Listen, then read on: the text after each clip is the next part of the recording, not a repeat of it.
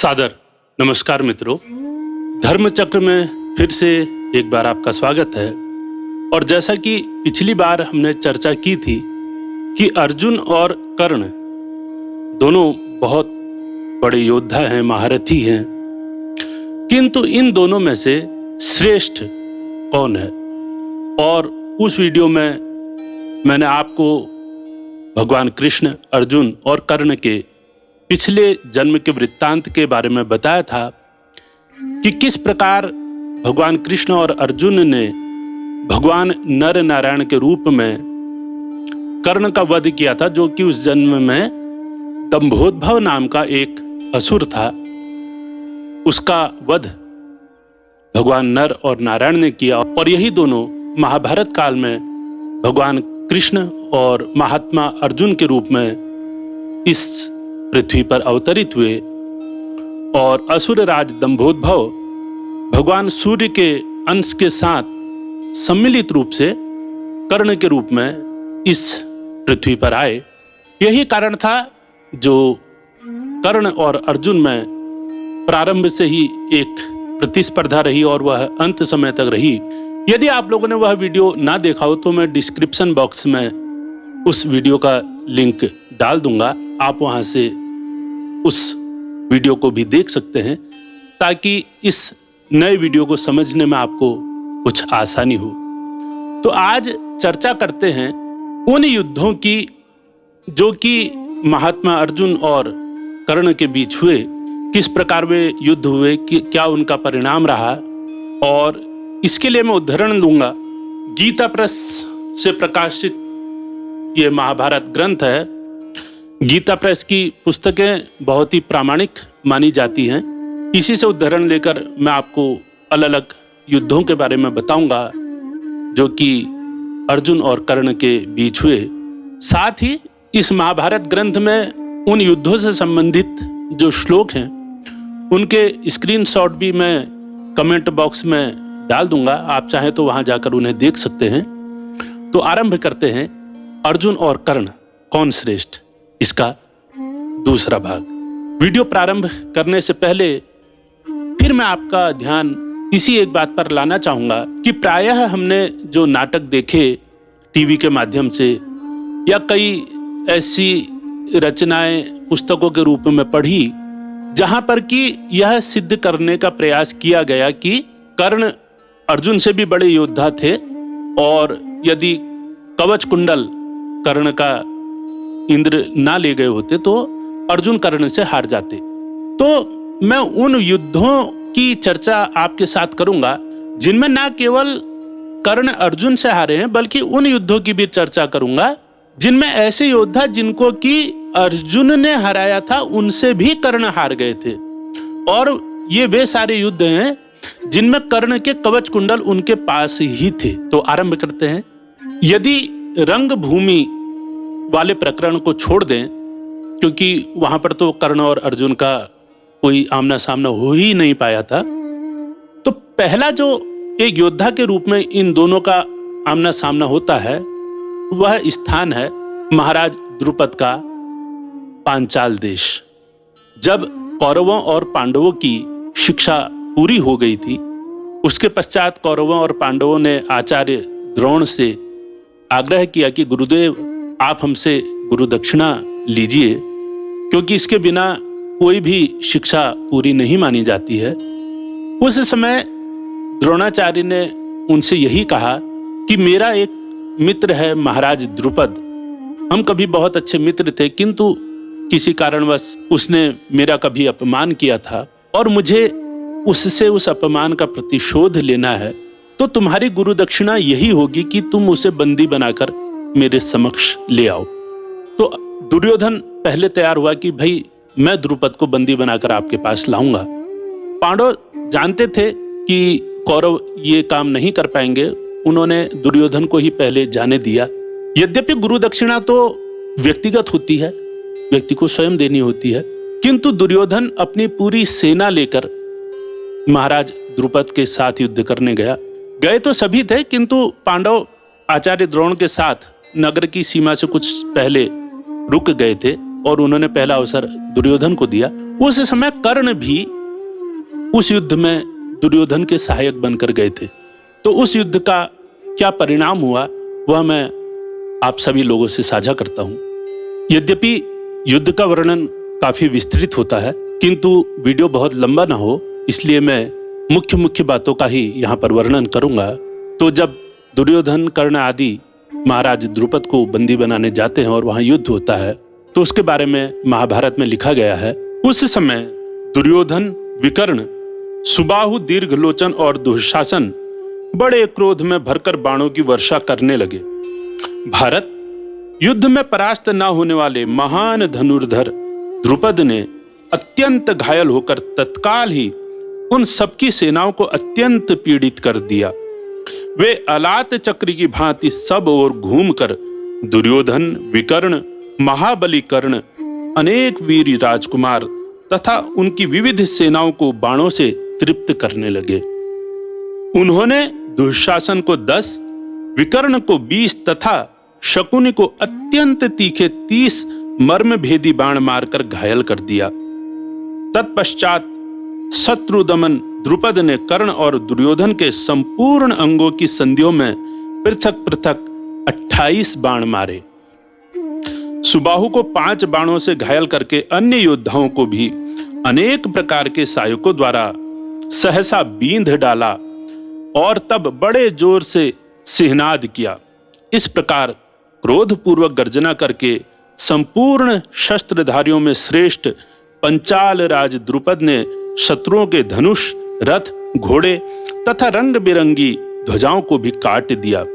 तत्पश्चात सारे पांचाल सैनिक सिंह समूह के समान गर्जना करने लगे। फिर तो उस नगर के सभी निवासी कौरवों पर टूट पड़े और बरसने वाले बादलों की भांति उन पर मूसल एवं डंडों की वर्षा करने लगे। आगे लिखते हैं, उस समय बालक से लेकर बूढ़े तक सभी पूर्ववासी कौरवों का सामना कर रहे थे।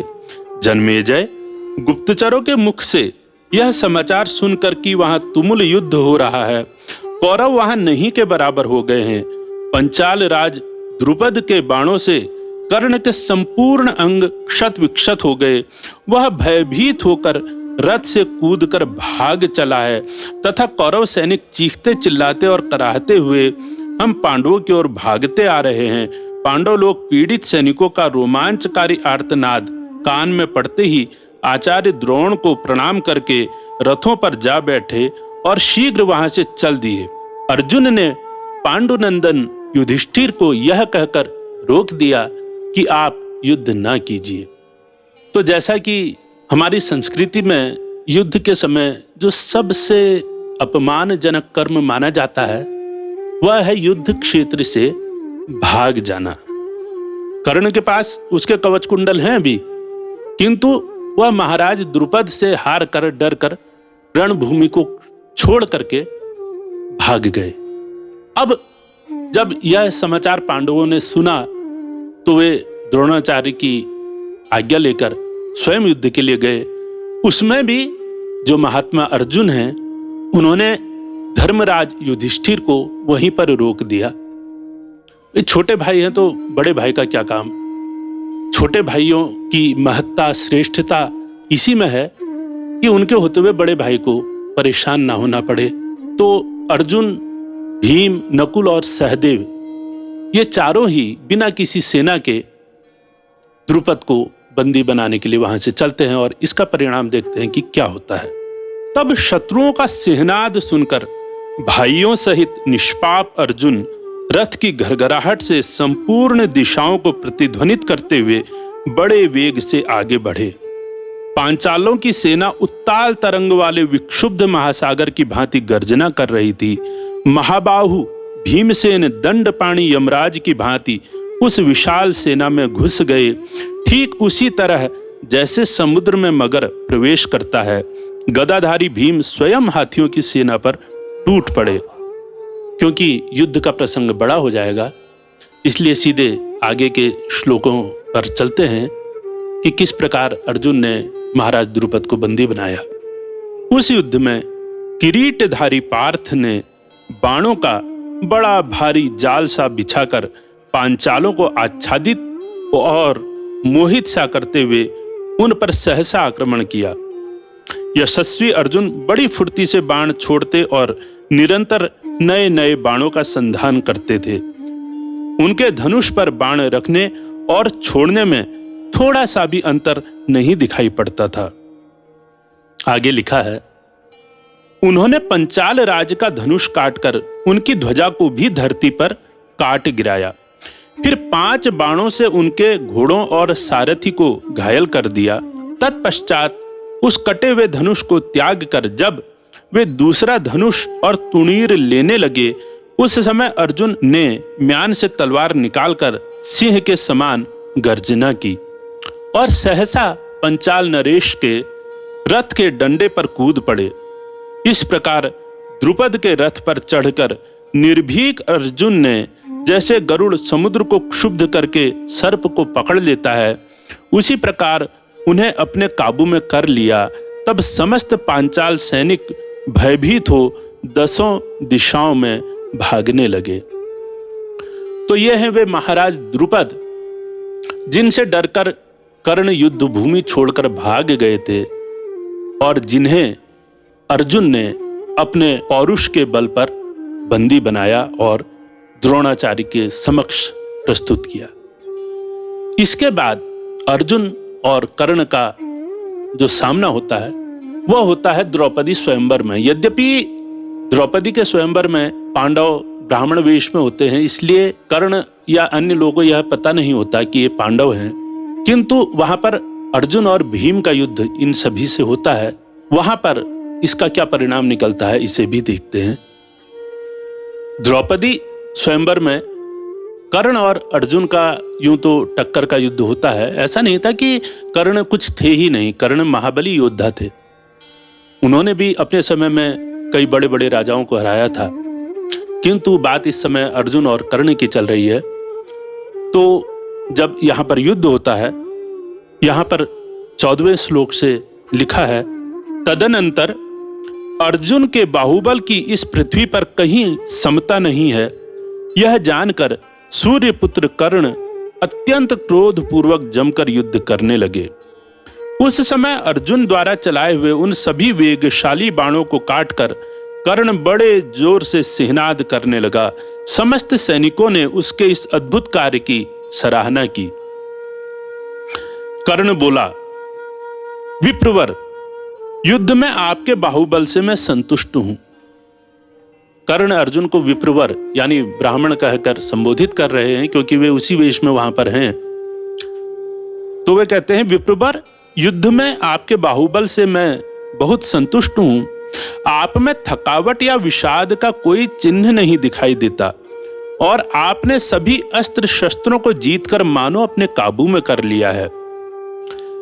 विप्र शिरोमणे, आप मूर्तिमान धनुर्वेद हैं या परशुराम, अथवा आप स्वयं इंद्र या अपनी महिमा से कभी च्युत न होने वाले साक्षात भगवान विष्णु हैं।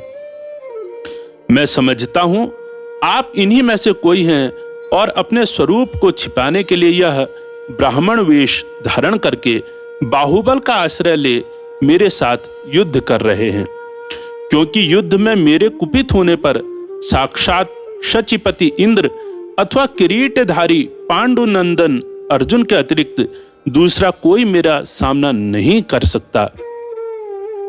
तो यहां पर हम देखते हैं कि जब अर्जुन से युद्ध हुआ कर्ण का, तो वह कल्पना किनकी कर रहे हैं? उन्हें यह नहीं लग रहा कि कोई सामान्य मनुष्य मेरे सामने युद्ध कर रहा है। वे स्वयं धनुर्वेद को मानवीय रूप में देख रहे हैं, या उन्हें लग रहा है कि मेरे गुरु परशुराम ही वेश बदल कर तो नहीं आ गए, या साक्षात भगवान विष्णु तो मुझसे युद्ध करने नहीं आ गए। और यह भी वे स्वयं कहते हैं कि युद्ध में मेरा सामना शचीपति इंद्र अथवा अर्जुन के अतिरिक्त अन्य कोई नहीं कर सकता। तो बाहर चाहे कर्ण कुछ भी कहे, यानी अंदर तो वह यह भी मानते हैं कि अर्जुन ही है जो कर्ण को परास्त कर सकते हैं। ऐसा नहीं है कि केवल दुर्योधन या कर्ण ही वहां पर थे। जितने भी राजा स्वयंवर में आमंत्रित थे उन सभी ने वहां पर भीमसेन और महात्मा अर्जुन से युद्ध किया और सब के सब परास्त हुए। तो हम समझ सकते हैं कि किस कोटि के योद्धा धनुर्धर अर्जुन थे। अब आगे बढ़ते हैं। इसके पश्चात कर्ण का एक युद्ध होता है गंधर्वों से। यद्यपि कर्ण का नहीं होता युद्ध, तो दुर्योधन का होता है, किंतु कर्ण भी क्योंकि सदैव दुर्योधन के साथ रहते थे। दरअसल जब अपने वनवास के समय में पांडव इधर उधर विचर रहे थे वनों में, उसी समय एक द्वैत वन था जिसके पास ही एक सरोवर था, काफी रमणीय वह स्थान था। वहां धर्मराज युधिष्ठिर अपने भाइयों समेत ऋषियों के साथ रह रहे थे। पूजा यज्ञ आदि कर्म वे नित्य करते थे। तब कर्ण तथा अन्य लोगों ने दुर्योधन को यह परामर्श दिया कि भाई तुम युवराज हो, इस वक्त युधिष्ठिर की भी सारी संपत्ति तुम्हारे अधीन है, उसका राज्य भी तुम्हारे अधीन है, तो तुम अपने संपूर्ण ऐश्वर्य को प्रदर्शित करते हुए द्वैतवन की तरफ चलो, जिससे कि पांडवों को क्लेश होगा, दुख होगा तुम्हारे इस ऐश्वर्य को देखते हुए। दुर्योधन को भी यह अच्छा लगता है और वह द्वैतवन की ओर चल देते हैं अपनी पूरी सेना के साथ और कर्ण के साथ। महाभारत पर बने एक धारावाहिक में आपने देखा होगा कि उसमें प्रदर्शित यह किया गया है कि जिस समय गंधर्वों ने आक्रमण किया, दुर्योधन कर्ण आदि राग रंग में व्यस्त थे, मदिरापान में व्यस्त थे, तो इस कारण से क्योंकि वे सचेत नहीं थे इसलिए कर्ण वहां से भाग के चले गए। किंतु बात यह नहीं है। महाभारत क्या कहती है? महाभारत यह कहती है कि दुर्योधन जब वहां पहुंचे, द्वैतवन का जो सरोवर था वहां पर दुर्योधन अपना पांडाल लगाना चाहता था, किंतु गंधर्वों के राजा चित्रसेन वहां पर पहले से मौजूद थे अपने सेवकों के साथ, अपनी सेना के साथ। वे भी वहां विहार कर रहे थे। दुर्योधन ने उन्हें आज्ञा दी अपने दूत भेजकर कि आप यह स्थान खाली कर दीजिए। चित्रसेन ने मना कर दिया तो दुर्योधन कर्ण आदि के साथ युद्ध करने के लिए वहां गया। तो इस युद्ध में ये लोग बहुत ही बुरी तरह से चित्रसेन के हाथों पराजित हुए और दुर्योधन को चित्रसेन बंदी बनाकर ले जाने लगे। तो किस प्रकार इसका वर्णन है, केवल कर्ण से संबंधित वर्णन ही यहां पर मैं आप लोगों के साथ साझा करूंगा। इस पर सभी गंधर्व एक साथ संगठित हो कर्ण को मार डालने की इच्छा से 100 तथा 1000 का दल बांधकर रणभूमि में कर्ण के ऊपर टूट पड़े। उन महाबली वीरों ने सूतपुत्र कर्ण के वध की इच्छा रखकर उसके ऊपर चारों ओर से तलवार, पट्टिश, शूल और गदाओं द्वारा प्रहार आरंभ किया। किन्हीं ने उसके रथ का जुआ काट दिया, दूसरों ने ध्वजा काटकर गिरा दी, कुछ लोगों ने ईशा दंड के टुकड़े टुकड़े कर दिए, कुछ गंधर्वों ने कर्ण के घोड़ों को यमलोक पहुंचा दिया तथा दूसरों ने सारथी को मार गिराया। किसी एक ने छत्र, दूसरों ने वरूथ और अन्य सैनिकों ने रथ के बंधन काट डाले। गंधर्वों की संख्या कई हजार थी। उन्होंने कर्ण के रथ को तिल तिल करके काट दिया। तब सूतपुत्र कर्ण हाथ में तलवार और ढाल लिए अपने रथ से कूद पड़ा और विकर्ण के रथ पर बैठकर अपने प्राण बचाने के लिए उसके घोड़ों को जोर जोर से हाँकने लगा। तो यहां पर भी कर्ण अपने प्राण बचाकर भागे हैं। अभी भी कवच कुंडल उन्हीं के पास है। फिर से दोहरा रहा हूं कि जो लोग कहते हैं कि कवच कुंडल के होते कर्ण को कोई हरा नहीं सकता था, यद्यपि कवच कुंडल की क्या महत्ता थी वह भी वीडियो के अंत में चर्चा करेंगे, किंतु यहां पर भी कर्ण भाग गए। और जब अर्जुन यह सुनते हैं कि दुर्योधन को गंधर्वों ने बंदी बना लिया है, दरअसल जब दुर्योधन बंदी बन जाते हैं तो उसी के कुछ सैनिक महाराज युधिष्ठिर के पास जाते हैं। दरअसल यहाँ पर केवल दुर्योधन को बंदी नहीं बनाया था ना, इनके साथ कौरव वंश की महिलाएं भी तो थी। गंधर्वों ने उन्हें भी बंदी बना लिया था। तो युधिष्ठिर को यह लगा कि भाई यह कुरुवंश का बहुत बड़ा अपमान है, जैसे भी हैं भाई तो हमारे ही हैं। तो फिर से उन्होंने अर्जुन, भीमसेन, नकुल, सहदेव को भेजा कि भाई आप गंधर्व राज से युद्ध करके दुर्योधन समेत सभी कुरुवंशियों को और महिलाओं को छुड़ाइए। तो अर्जुन और भीमसेन आदि जाते हैं गंधर्वों की सेना से युद्ध करने। तो यहाँ पर क्या होता है इसे संक्षेप में देखते हैं। यहाँ पर अर्जुन का बहुत ही विकट युद्ध गंधर्वों से हुआ है, जिसमें लाखों गंधर्वों को अर्जुन ने अपने आग्नेयास्त्रों से तथा अन्य दिव्यास्त्रों से यमलोक पहुंचाया। किंतु हम यहाँ पर केवल गंधर्वराज चित्रसेन और अर्जुन के युद्ध की चर्चा करेंगे। भारत इस प्रकार कुंती कुमार के द्वारा गंधर्वों को त्रस्त हुआ देख गंधर्वराज चित्रसेन ने गदा लेकर सव्यसाची अर्जुन पर आक्रमण किया। हाथ में गदा लिए बड़े वेग से युद्ध के लिए आते हुए चित्रसेन की उस गदा के, जो सब की सब लोहे की बनी हुई थी, अर्जुन ने अपने बाणों द्वारा 7 टुकड़े कर दिए। वेगशाली अर्जुन के बाणों से अपनी गदा के अनेक टुकड़े हुए देख चित्रसेन अंतर्धान विद्या द्वारा अपने आप को छिपाकर उन पांडु कुमार के साथ युद्ध करने लगे। उस समय उन्होंने जिन जिन दिव्यास्त्रों का प्रयोग किया, उन सब को वीर अर्जुन ने अपने दिव्य अस्त्रों द्वारा शांत कर दिया। महात्मा अर्जुन के उन अस्त्रों से रोके जाने पर बलवान गंधर्वराज माया से अदृश्य हो गए। उन्हें अदृश्य होकर प्रहार करते देख अर्जुन ने दिव्यास्त्रों द्वारा अभिमंत्रित किए हुए आकाशचारी बाणों से बींध डाला। रणभूमि में सब ओर विचरने के कारण उस समय अर्जुन अनेक रूप धारण किए हुए जान पड़ते थे। उन्होंने कुपित होकर शब्द वेद का सहारा ले चित्रसेन की अंतर्धान रूप माया को भी नष्ट कर दिया। चित्रसेन अर्जुन के प्यारे सखा थे। उन्होंने महात्मा अर्जुन के बाणों से अत्यंत घायल होने पर अपने आप को उनके सामने प्रकट कर दिया। जब यहाँ पर पराजित हो जाते हैं चित्रसेन, तो वे वापस अर्जुन के पास आते हैं। यद्यपि ये दोनों पुराने सखा थे, तो चित्रसेन अर्जुन से यही कहते कि भाई मैं तो तुम्हारा मित्र हूँ, तो इस युद्ध को यहीं पर रोकते हैं। और चित्रसेन दुर्योधन समेत सभी कुरुवंशियों को और उनकी महिलाओं को छोड़ देते हैं। तो यहाँ पर भी कर्ण का जो पौरुष है या उनकी जो युद्ध कला है, वह दुर्योधन के किसी काम नहीं आई। कर्ण यहाँ पर भी अपनी जान बचाकर युद्ध क्षेत्र से भाग गए और अर्जुन यहाँ पर भी विजयी रहे। तो ये देखिए, ये सारे योद्धा वे हैं जो अर्जुन से हार चुके हैं। और इनसे कौन हारे हैं? कर्ण। कर्ण उन योद्धाओं को भी नहीं हरा सकता जिन्हें अर्जुन ने हराया है। इसके पश्चात एक बहुत ही महत्वपूर्ण युद्ध आता है विराट नगरी का। जब पांडव अज्ञातवास में होते हैं विराट नगर में, तो उनका अज्ञातवास भंग करने के लिए दुर्योधन योजना बनाते हैं।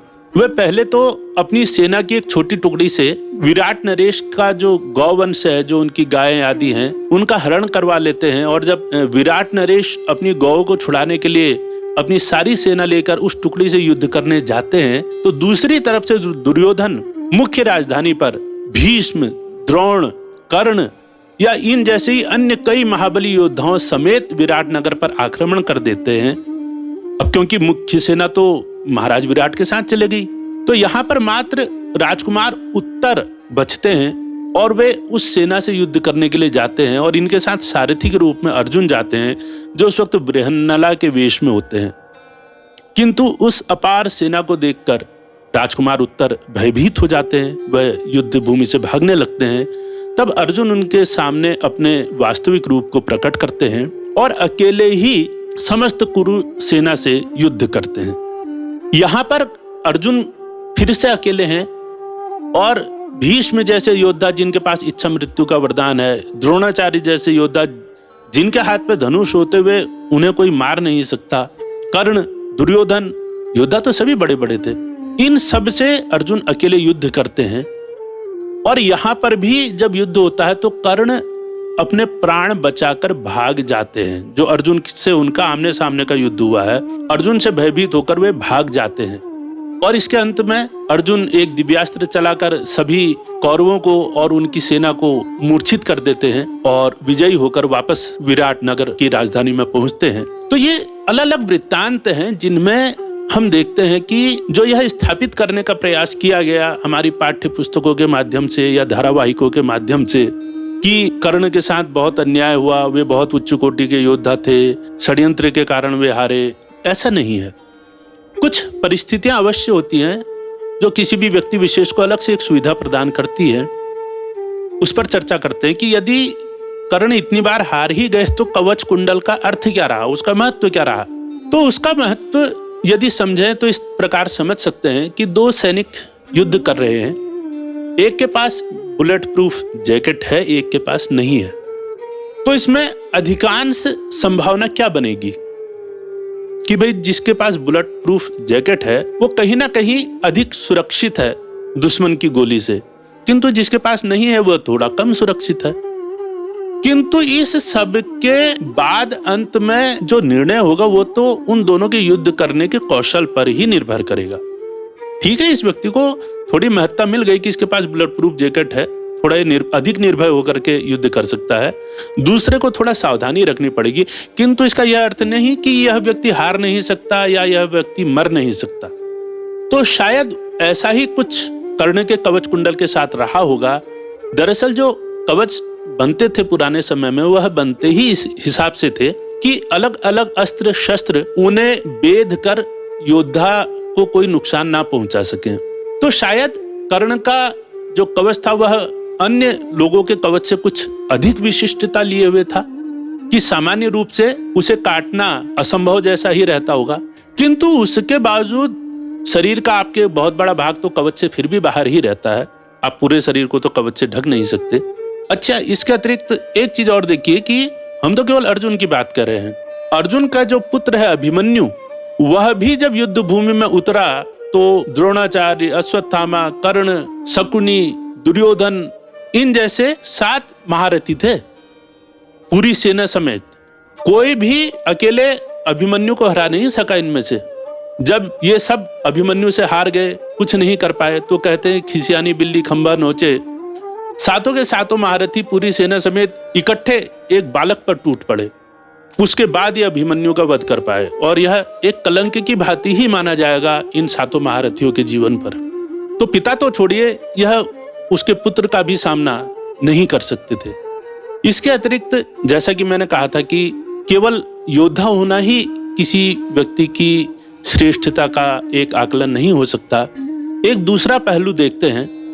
2 अवसर आते हैं कि स्त्री को ये दोनों कितना सम्मान देते हैं। अर्जुन जब धनुर्विद्या सीखने के लिए इंद्रलोक जाते हैं तो वहां उर्वशी जैसी अप्सरा, जिसे पाने के लिए देवता भी लालायित रहते हैं, वह अप्सरा अर्जुन को प्रेम का आमंत्रण देती है, किंतु अर्जुन उस आमंत्रण को ठुकरा देते हैं यह कहकर कि तुम मेरी माँ के समान हो। और वहीं दूसरी तरफ कर्ण का चरित्र है जो एक भरी हुई द्यूत सभा में एक स्त्री के वस्त्रों को उतारे जाने का समर्थन करते हैं।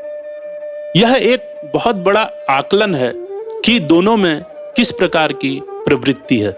स्त्री का सम्मान यदि कोई पुरुष नहीं कर सकता तो वो है एक पशु के समान ही है। तो ऐसे कई पहलू इन दोनों के जीवन से जुड़े हुए हैं जो बार बार यह सिद्ध करते हैं कि क्यों अर्जुन को सर्वश्रेष्ठ धनुर्धर कहा गया, क्यों उन्हें महाभारत में महात्मा शब्द से विभूषित किया गया, क्यों भगवान कृष्ण सबको छोड़कर केवल अर्जुन को गीता का ज्ञान देते हैं, क्यों हर पल अर्जुन के सहायक बनते हैं। तो इस श्रृंखला में हमने इस विषय पर बात की। यदि आपको अच्छा लगे तो बताइएगा अवश्य, ताकि कुछ अन्य विषयों पर चर्चा के लिए दोबारा से कुछ वीडियोस बनाऊं। धन्यवाद।